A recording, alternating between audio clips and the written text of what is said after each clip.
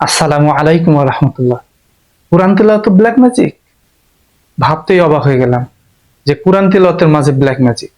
এ বিষয় নিয়ে যখন আমি ঘাটাঘাটি করে দেখলাম তখন তার সত্যতা পেলাম। আমি অবাক হয়ে গেলাম যে কুরআন তিলাওয়াতের মাঝেও ব্ল্যাক ম্যাজিক।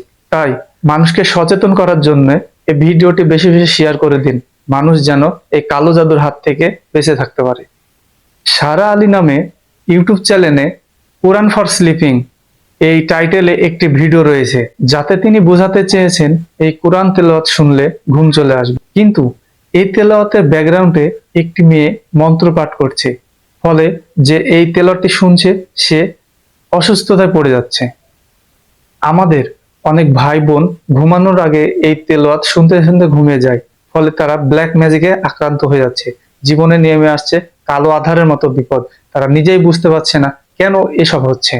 আসুন আমরা সেই তেলাওয়াতটি শুনি। وما هو إلا ذكر للعالمين. Owen Brown is spending the rest of his life with me. Owen Brown is spending the rest of his তেলাওয়াতের কিছু অংশ শুনলে বোঝা যাচ্ছে কেউ কিছু করছে। তাই আমরা এমন চ্যানেলের তেলাওয়াত শুনবো যে চ্যানেল সত্যতা এবং বিশ্বস্ততা রয়েছে, তা না হলে আমরা কালো জাদুতে আক্রান্ত হয়ে যাব।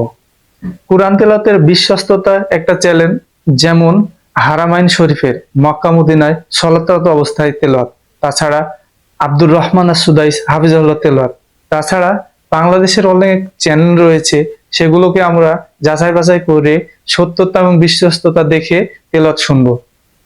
আপনার সচেতনতাই আমার কাম্য। আরেকটি বিষয় হলো, আমরা জীবনে যাই করি 5 ওয়াক্ত সালাত যেন না ছাড়ি। আসসালামু আলাইকুম ওয়া রাহমাতুল্লাহ।